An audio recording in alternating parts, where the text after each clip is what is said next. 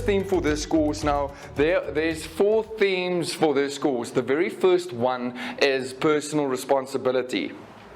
Personal responsibility. Who of you guys have had the experience where somebody goes through a certain difficult situation and you really want to help them and you give them all the guidance and all the tools and whatever the case might be, and they just don't want to get helped? Okay, now nobody can get help until they pick up their own hand and say, I am willing to take full and personal responsibility for the consequences. So, the very first thing we need to realize is personal responsibility. You guys, all of you guys said that you believe that you can be 30% better of where you are today, and that thing starts with personal responsibility. Personal responsibility is the cornerstone. It is the foundation of every single thing that I literally just said in the previous session. The whole previous session was about one thing: responsibility. Taking up your burden, picking up the burden voluntarily, because you decide the amount of responsibility that you pick up. You decide that. And the amount of responsibility that you pick up in your life, which is, like we've discussed, a burden. Okay, it's something that you carry. It's a load that you willingly decide to pick up. Okay, in direct proportion to the load of responsibility that you pick up will be in proportion directly to that load you will receive, to that proportion, the amount of meaning, fulfillment, happiness, whatever the case might be. Personal responsibility is the very, very first thing. First of all, once again, when we coach people, they need to take personal responsibility for themselves. Otherwise, you cannot help them in any shape or form. So that is the very first thing, okay? The second thing is reasons versus results. That's the age-old adage of, are you going to find a solution or are you going to find a result? You can either find reasons or you can find results. You will always find a reason if you have failed. You will always find a reason if you have failed. Until that day comes where you make up your mind for what it is exactly what you want. So you'll always find a reason if you have failed. Until that day comes where you make up your mind for what it is you want. Then after that day, no failure will be final. So you will always find a reason if you fail. Until that day comes where you decide exactly what you want, then no failure will be final.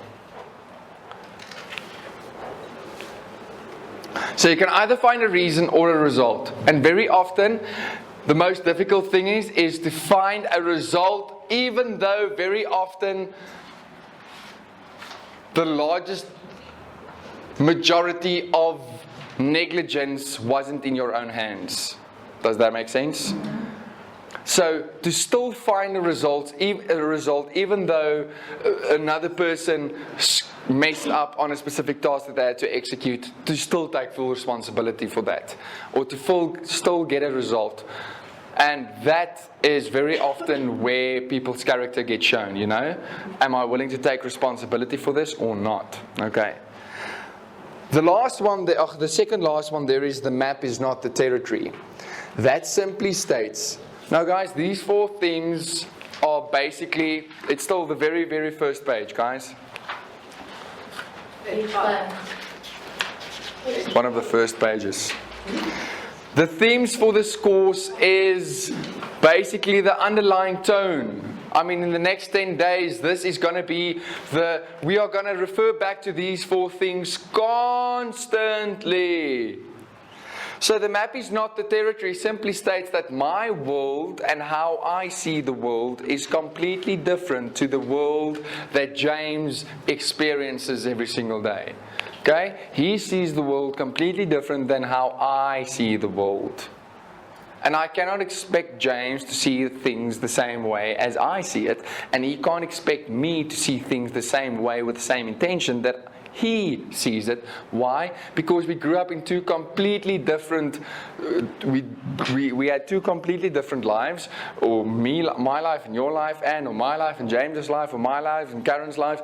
Our lives are completely different, and it simply states that because you have been raised and conditioned in a certain way, doesn't mean that that way is necessarily the way. And it is having reverence for someone else's point of view. But you will understand how that works in about approximately 20 minutes and 32 seconds. And then the last one is pay attention. Pay attention. Because attention is the most valuable commodity that we have in this world. Well, besides for time. Attention. Without attention, you can't do anything. You can't do, even let's look at in a marketplace. If you don't have the attention of someone, you can't sell your product or service to them. You can't, if you don't have the attention, you can't tell them what you can offer. You can't tell them how you can help them. You can't give them, even if you want to give them something. Without attention, you can't do anything. Now, taking attention back into your own life, more psychologically with regards to your own mind, if you don't pay attention, you might miss valuable information that might just be the key that unlocks the in your life. That's why I'm saying pay attention to the people sitting to the left and to the right of you. Pay attention to what people do. Pay attention, because very often, and that might be the case, very often we can't reach certain goals and outcomes because we are missing certain information. Not because that we can't see it, but because we don't pay attention to that information. And once we start to become more attentive towards certain things, more information gets revealed to us. Because once you now know information, now if you hear other information, you can build upon that. And other information, you build upon that. And you build upon your information. Because at the end of the day, you don't know what you don't know. And once we start paying attention, very often the things that we don't know starts to become clear to us, and now we know what we don't know. Focus goes, or energy flows where your attention goes. Okay? So if we are constantly going to pay attention to all the negative stuff, we're going to find the negative stuff. I mean, when we wake up in the morning and, okay, what happens? We wake up, okay, cool, wake up out of bed, oh, damn, and we walk in. Then as we're on our way to the bathroom, we step on something, oh, the goods to put this away. And then you get there and you open up and then you shower and, oh, now everyone else has showered and, oh, there's no hot water. And then we get to the cupboard and we open up the cupboard and we're like, oh, I've got no clothes to wear. And then, oh, what am I going to wear? And then when I drive to the office, and then I get to the office, and then when I open up that cupboard, because what's the first thing we do when we get to the office?